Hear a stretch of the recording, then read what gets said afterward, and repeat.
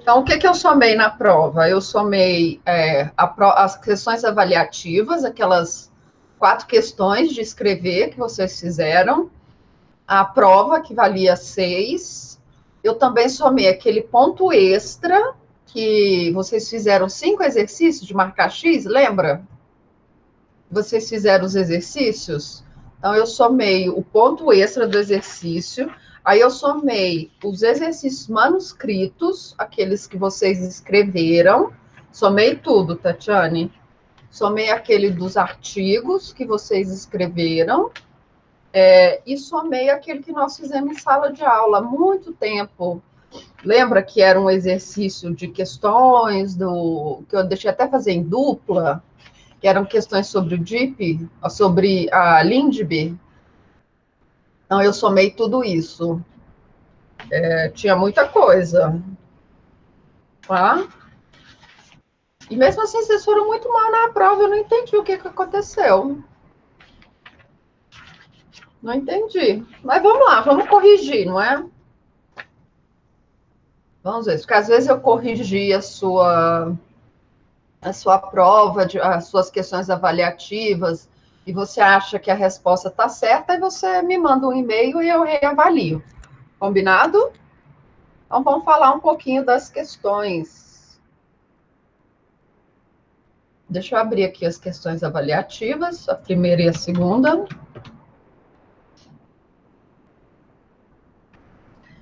Gente, me dá um segundo, um segundo.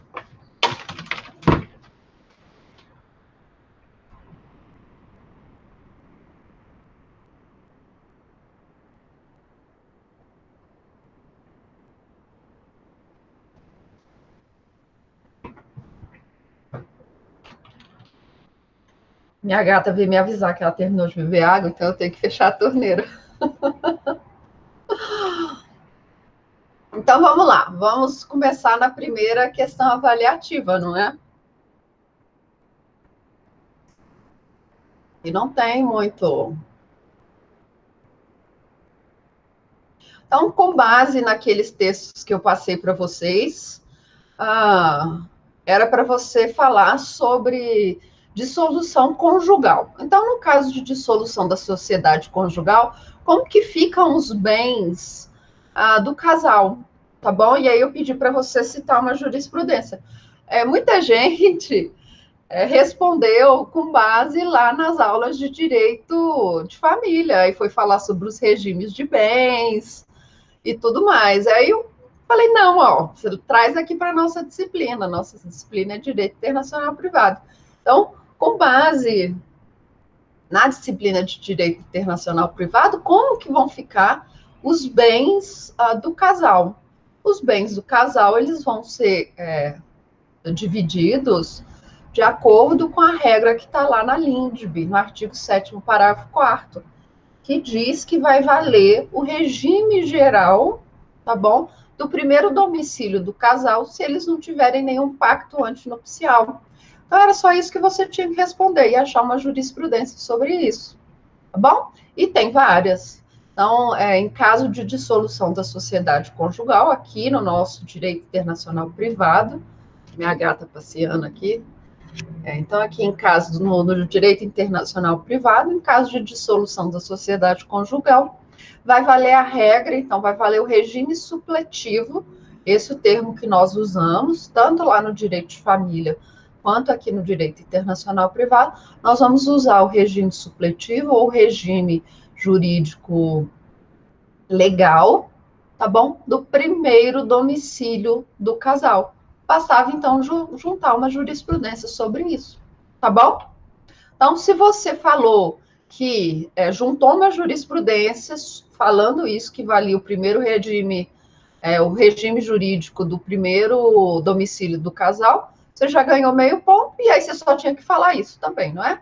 Que com base na Lindbergh, no artigo 7º, parágrafo 4º, vai valer a regra do regime geral do primeiro domicílio do casal, se eles não tiverem um pacto antinupcial. Combinado? E aí, se você falou isso, você ganhava os outros pontos. Thaís, então deixa eu dar uma paradinha aqui, vamos ver o da Thaís, o que eu anotei aqui, Thaís? Thaís, ó, deixa eu pegar aqui seu nome, Thaís. Tá sim, Thaís. Nota da prova, atividades e os exercícios. Tá? Aqui na lista de exercícios de dia, aquele que nós fizemos em sala de aula, seu nome tá aqui, tá? Tá aqui, aí eu já coloquei. Os feitos na plataforma estão aqui também. E você não me mandou o exercício de escrever. Por isso que você deve estar achando que a sua nota está diferente. E você não me mandou o exercício de escrever lá os artigos que eu pedi. Tá bom? Com a nota da prova, foram 5 notas que vocês tiveram. Você tem 4 porque não me entregou o exercício de fazer.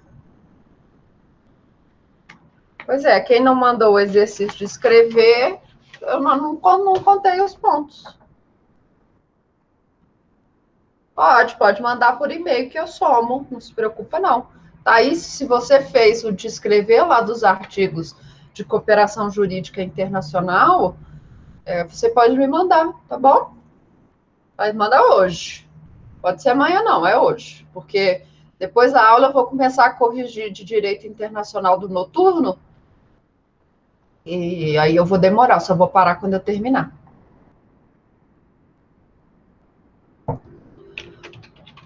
Então, você manda aqui para o e-mail da professora, o e-mail institucional, tá bom? Que é esse aqui, caroline.ferraz@uniceplac.edu.br. Ok? Então, vamos continuar lá nas nossas questões. Então, a primeira questão, você precisava falar que o regime que vai valer pro casamento vai ser o regime do primeiro domicílio do casal, ok? Porque é o regime supletivo. Aí nós chegamos, então, para a segunda questão, que é do Lorenzo, ele é 59 anos, isso é uma coisa muito comum que acontece aqui no Brasil, tá bom? Então, o Lorenzo, 59 anos, italiano, em uma das muitas viagens que fez ao Nordeste brasileiro, se envolve com Mariazinha, que é 30 anos mais nova. Mariazinha vê em Lorenzo a oportunidade de uma vida melhor em Milão. Depois de um ano namorando à distância, Mariazinha se muda para Milão, onde se casa com Lorenzo sem pacto antinupcial. O casamento não foi registrado no Brasil. Depois de 10 anos de casada, 2 filhos, Mariazinha não suporta mais as agressões físicas e morais de Lorenzo. Lorenzo autoriza a vinda de Mariazinha e das crianças ao Brasil. Indicada por uma amiga, procura o seu escritório de advocacia. Quais conselhos jurídicos que você daria para Mariazinha? Então, vamos lá. Primeira situação. Ainda que esse casamento não tenha sido registrado no Brasil, esse casamento é válido, tá bom? E nós temos jurisprudências, inclusive, dizendo que a Mariazinha pode se valer desse casamento que foi registrado no exterior e pedir o divórcio aqui no Brasil. Então, uma mulher que é vítima de agressão física e moral, quais são os conselhos que você daria para Mariazinha? Aí eu vi os mais diversos, né, os conselhos. E o principal era ajuizar uma ação de divórcio aqui no Brasil, tá bom? Para ter a separação, tá bom? Para ter a separação de corpos. Porque se existirem bens para serem partilhados, a justiça brasileira não é competente para discutir os bens do casal, porque os bens do casal provavelmente estão em Milão. E qual que é o regime de bens que vai valer para esse casal, para Mariazinha e para o Lorenzo? O regime de bens supletivo italiano, tá bom? E aí também algumas pessoas falaram, né, que entrar com pedido de alimentos com relação aos filhos. E eu faço uma perguntinha extra aqui. Onde a Mariazinha poderia discutir a guarda dessas crianças? Será que ela ia poder discutir a guarda dessas crianças aqui no Brasil? Ou a guarda das crianças, dos filhos dela, só poderiam ser discutidos lá na Itália? O que vocês acham, meninas? Que hoje nós só temos meninas aqui em sala de aula. E aí? Se a Mariazinha veio para o Brasil com uma autorização para fixar residência, tá bom? Ela pode discutir a guarda das crianças aqui no Brasil. Mas se ela veio com uma autorização de viagens, por exemplo, para férias, a Mariazinha só pode discutir a guarda dessas crianças lá na Itália, porque a Itália é o domicílio das crianças. Então, a discussão com relação à guarda ia ficar restrita a essa informação que eu não passei para vocês. Se a Mariazinha veio com o ânimo de fixar residência no Brasil, tá bom? Ou se não. Porque se a Mariazinha, por exemplo, tivesse vindo para passar férias e aqui no Brasil a Mariazinha ficasse, o que o Lorenzo podia fazer? Acho que nós já tivemos aula sobre isso. Já falei para vocês de sequestro internacional de crianças? Não, não é? Então, deixa, próxima aula eu falo e nós voltamos nessa questão. Tá bom? Então, a questão 2 era você dar seus conselhos jurídicos com base no direito internacional privado. Era a Mariazinha ajuizar uma ação de divórcio aqui no Brasil, tá bom? Só o divórcio, que ela não ia poder discutir partilhas de bens que não estivessem em território brasileiro. Bens que estivessem em território italiano, ela teria que entrar com uma ação de partilha de bens lá no território italiano e pedir alimentos com relação a ela e aos seus filhos, ok? Os alimentos para os filhos ela poderia pedir, então, com base na Convenção de Nova York de Alimentos Internacionais. Para ela, não. Ok? Ok? Dúvidas em relação à correção da questão avaliativa, da primeira questão, do primeiro exercício avaliativo? Posso passar para o próximo? Posso, não é? Então, vamos para o próximo exercício avaliativo, que é a segunda atividade.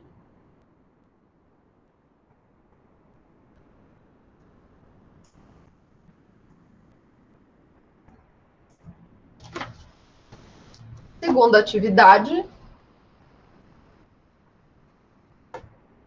vai falar o seguinte: no sistema de delibação, a sentença estrangeira é respeitada como tal, tendo, portanto, a própria natureza de sentença, ou seja, de ato jurisdicional, ou como nas palavras do mestre Carnelucci, é um ato jurisdicional tão rico que em novas contribuições à ciência do processo, um equivalente jurisdicional.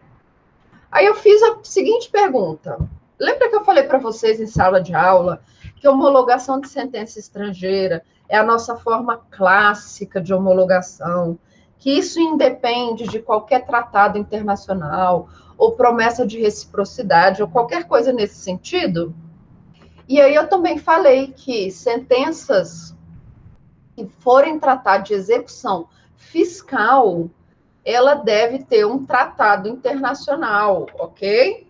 Aí eu falei isso para vocês, foi o que eu perguntei. Uma sentença estrangeira que verse sobre execução fiscal, para ser homologada no Brasil, precisa de tratado ou acordo internacional? Cite jurisprudência. Então, precisa sim, tá? Então, embora eu tenha falado para vocês que tratar, para você homologar uma sentença, essa é a forma clássica, você não precisa de acordo ou nada disso. O Brasil ele vai homologar qualquer sentença que foi proferida por um juiz competente, observado o devido processo legal, a revelia, tudo mais. Se você observar, isso o Brasil vai homologar essa sentença. Até fiz a brincadeira do chefe da tribo, chefe tribal lá do Masai Mara, no Quênia, tudo isso. A exceção que nós temos é para execução fiscal, tá bom? Execução fiscal, nós precisamos de tratado internacional, e vocês copiaram isso quando eu mandei vocês copiarem aqueles artigos, lembra? Falando de homologação de sentença estrangeira. Vocês copiaram, não foi? Vocês lembram disso? Deixa eu achar aqui o artigo. Artigo 961, parágrafo 4º do CPC. Haverá homologação de decisão estrangeira para fins de execução fiscal, quando prevista em tratado ou promessa de reciprocidade, apresentada à autoridade brasileira.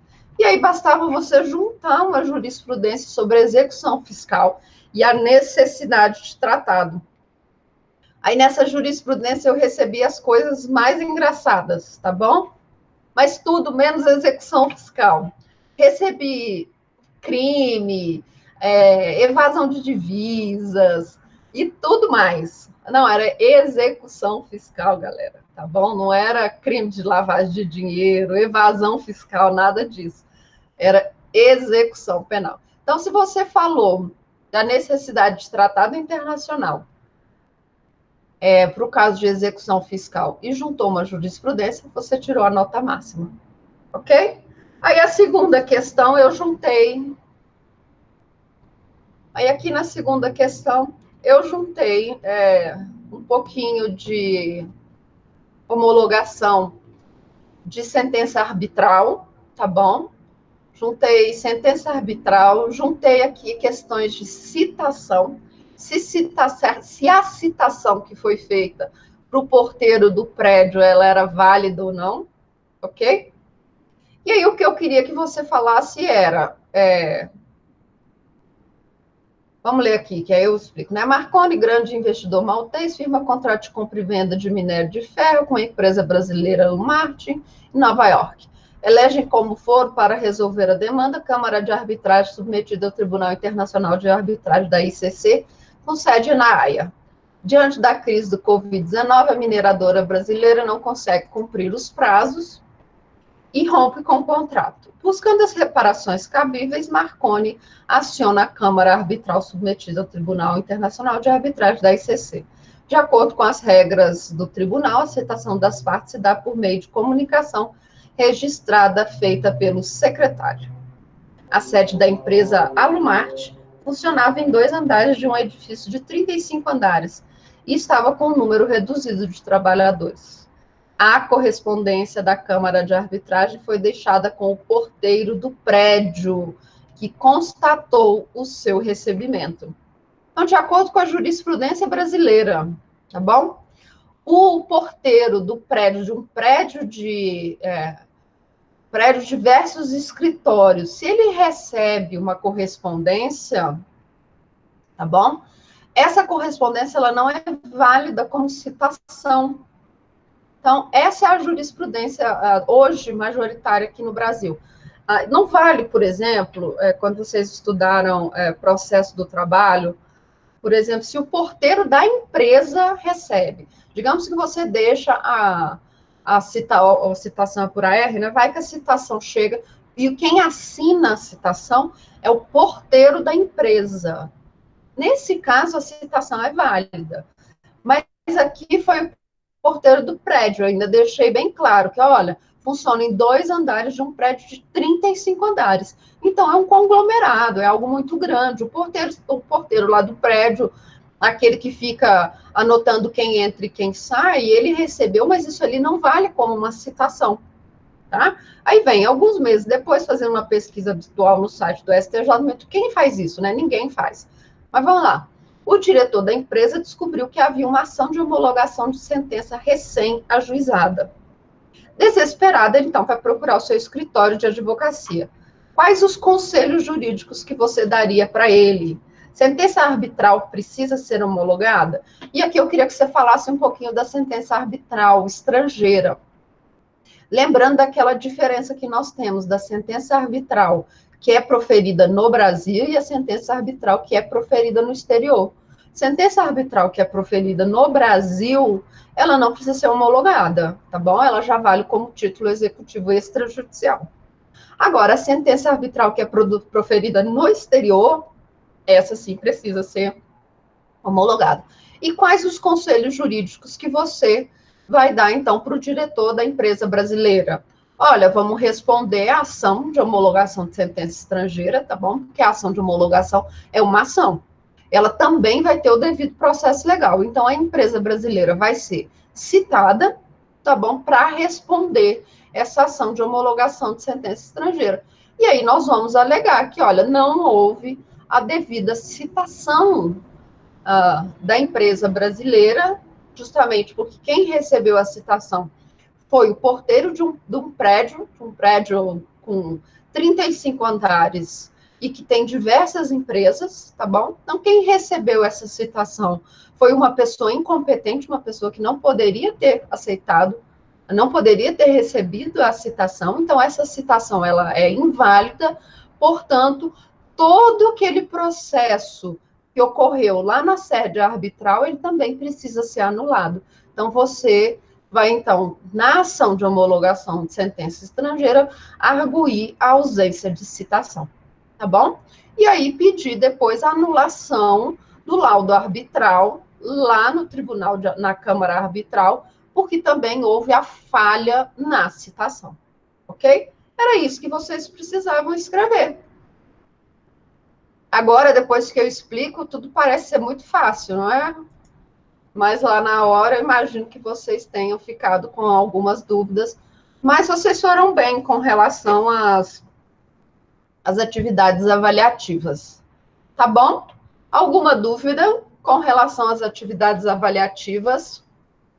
Teve alguma questão na prova que vocês fizeram, que vocês acharam, assim, que a questão estava errada, ou que vocês acharam a questão mais difícil, ou vocês querem que eu comente todas as questões que eu coloquei? Eu coloquei no sistema 20 questões, para ele escolher dessas 20 questões, as 12 questões que vocês fariam, tá bom?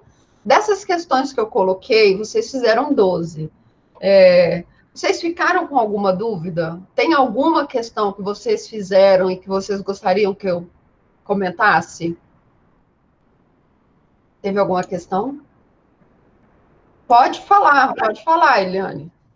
Pode, professor. Ah, você tá de olho aí. Teve uma que acho que é pedido de alimentos, acho que o pai se separa dos filhos, ou é a Ah, mãe entra. É um caso enorme. É uma da questão que é um caso grande. Assim, tá, eu então deixa errei. eu abrir aqui as questões.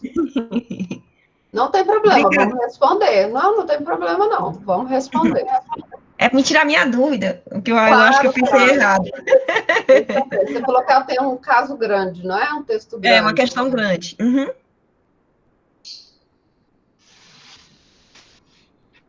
Vamos aqui, deixa eu pegar as questões aqui. Você.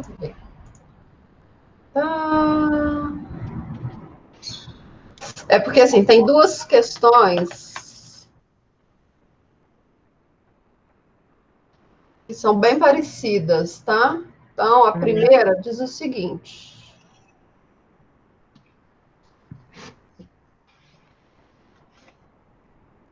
Roberto e Cristiano, estão vendo as questões aqui? Tamo. Tá pequenininho, mas estamos vendo. Tá pequenininho, então deixa eu aumentar aqui.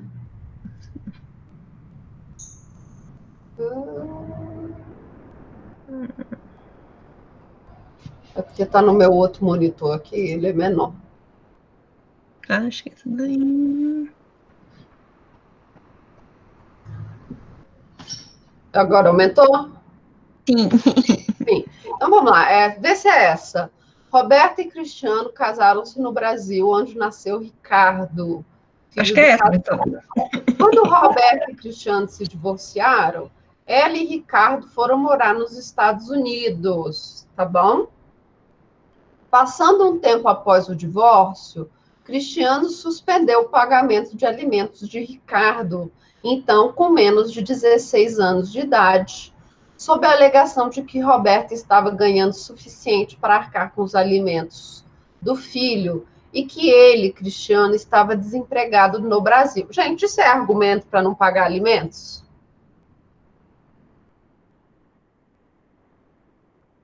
que vocês acham? Ah, eu estou desempregado, você está ganhando muito mais do que eu, então eu não vou pagar mais alimentos. É assim que funciona?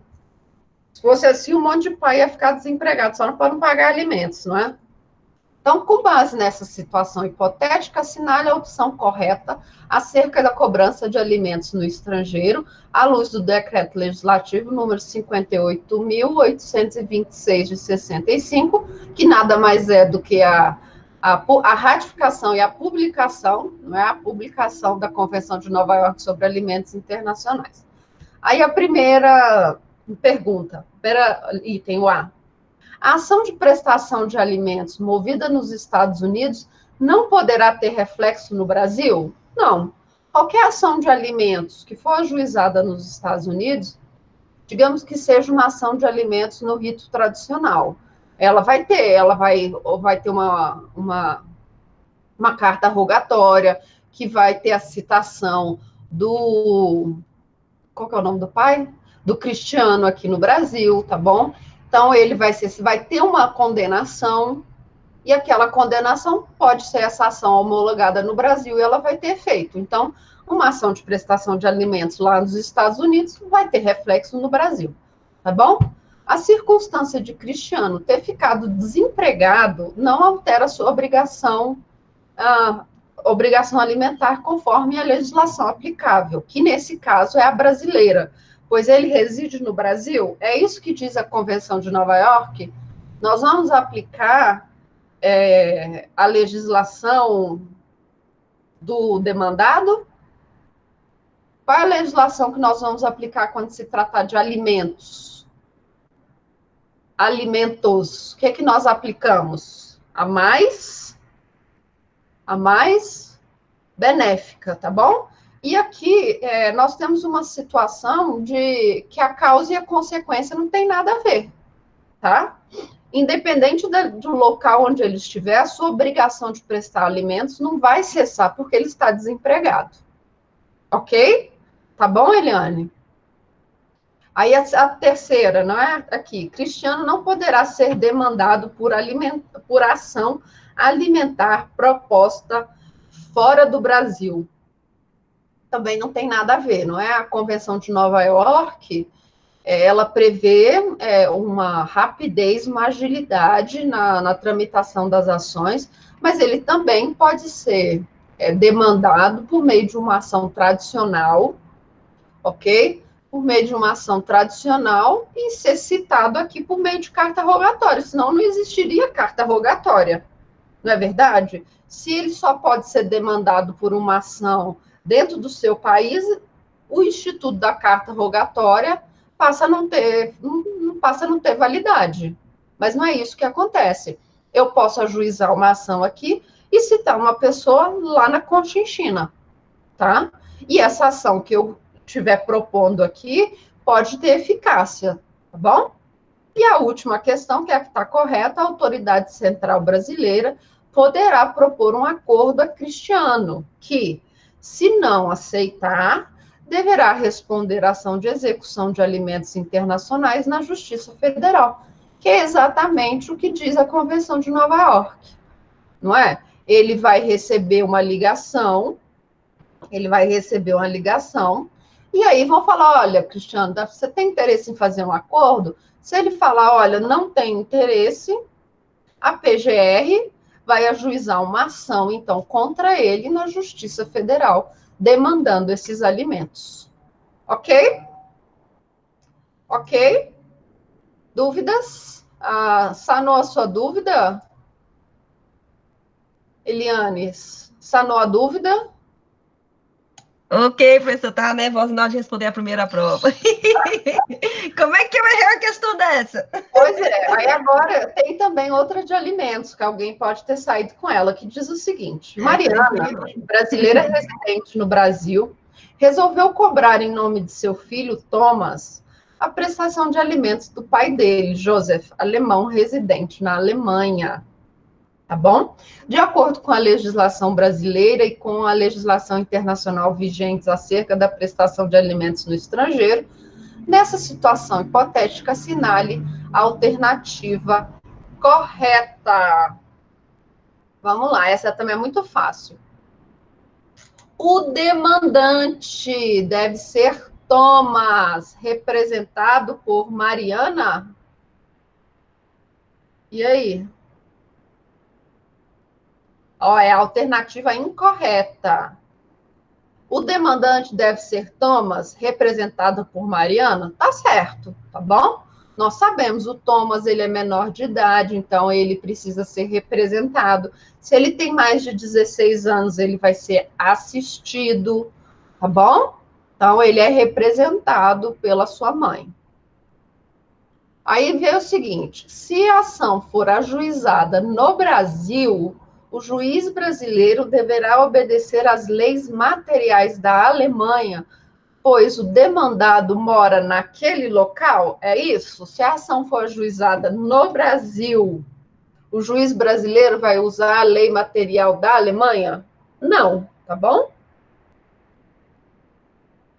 Aí, nesse caso, ele vai usar a lei material brasileira, porque a ação foi ajuizada aqui no Brasil. Ok? Se a ação for ajuizada na Alemanha, o demandante será assistido internacionalmente pela Autoridade Central da Alemanha para Alimentos Internacionais. Exatamente, tá bom? Se a ação foi ajuizada com base na Convenção Internacional de Alimentos, ok? Essa ação vai ser ajuizada, então, lá na Alemanha, o demandante, que é o Thomas, representado pela Maria, ele vai ser assistido internacionalmente pela Autoridade Central da Alemanha, tá bom? Se optar pela legislação internacional ratificada pelo Brasil, o pedido de alimentos de Thomas será remetido à Procuradoria-Geral da República, que é a nossa autoridade central para alimentos, que tomará as medidas cabíveis, certo? Então, a resposta que está errada é a segunda. Se a ação for ajuizada no Brasil, o juiz brasileiro deverá obedecer às leis materiais da Alemanha. Ok? Mais alguma dúvida em relação às questões? Vocês se lembram de alguma questão da prova que vocês tenham tido dúvida, que queiram discutir? Não? Então, eu não vou corrigir, eu vou deixar para vocês, essa semana, essa lista com as 20 questões que eu deixei para a prova, para vocês estudarem com os gabaritos, para vocês estudarem, então, para a próxima prova, bom? Porque a próxima prova do segundo bimestre, ela vai ser o conteúdo inteiro. Então, é provável que essas questões, não dessa forma, mas cobrando o mesmo conteúdo, ela possa cair na prova de vocês no segundo bimestre. Então, eu vou deixar lá com os gabaritos, e vou fazer alguns comentários, vou deixar um gabarito comentado, o que está errado, o que está certo, tá bom? Aí eu vou deixar o gabarito para vocês comentado, e vocês estudam isso para a próxima aula. Combinado? Lembrando, então, que na próxima aula, 8 horas, nós vamos continuar o nosso conteúdo. Beleza? E eu vou falar para vocês de sequestro internacional de menores, que é o termo que nós usamos aqui no Brasil, mas que é um termo incorreto. O termo correto seria subtração internacional. Ok? Que sequestro é um crime, não é? Subtração internacional de menores não é. Combinado? Mais alguma dúvida, galera? Meninas, hoje a nossa aula foi exclusiva de mulheres. Depois os homens não entendem, né? Por que nós vamos dominar o mundo? Basta nós nos unirmos um pouquinho mais, não é? Não cair naquelas histórias machistas de que mulher não gosta de mulher não é amiga de mulher fica brigando com mulher, não é? Assim, isso é coisa machista, não é? Homem que faz isso, porque sabe, se nós nos unirmos, não vai sobrar nada deles. Então, muito obrigada, meninas, por estarem aqui hoje. Eu sei, nessa segunda-feira, assim, esse tempo fechado, essa vontade de ficar deitado na cama, que eu sei que tem um monte aí deitada, tá? Mas obrigada por terem vindo. Eu vou deixar, então, as questões comentadas, ok? Vou deixar as questões comentadas lá no Moodle para vocês. Não vou fazer isso hoje, porque eu quero corrigir primeiro com o pessoal da noite, que é amanhã. Então, a partir de quarta-feira, tá? Já vai estar lá no Moodle as questões comentadas. Faça o download do arquivo e guarde, porque você pode estudar por ele, você deve estudar por ele para sua prova do segundo bimestre. Combinado? Nós não sabemos ainda como as coisas vão ficar. A ordem atual é que nós vamos voltar no dia 1º de junho, não é? Essa é a nossa ordem, nossa última ordem. Mas não sei como as coisas vão ficar, se nós vamos continuar até o resto do semestre via online. Mas não deixe de estudar essas questõezinhas, porque elas vão cair na prova, tá? Agora que a aula encerrou, chegou um rapaz. Bendito é o fruto entre as mulheres, o Luiz. Ele chegou aqui. O único rapaz da sala no dia de hoje, Luiz. O único rapaz na nossa aula de hoje. Seja bem-vindo e tchau. Tá bom? Um beijo para todos e até semana que vem. Nós vamos falar, então, na semana que vem sobre subtração internacional de menores. Aí me lembra que eu quero voltar naquele caso da Mariazinha, tá bom? Que a nossa próxima atividade avaliativa vai ser da Mariazinha, tá? Então, nós voltamos semana que vem. Um beijo e tchau, tchau. Tchau, professora. Boa final de semana. Já, não é? Boa semana já? Não, corrigindo, começo boa semana. Tchau. Tchau.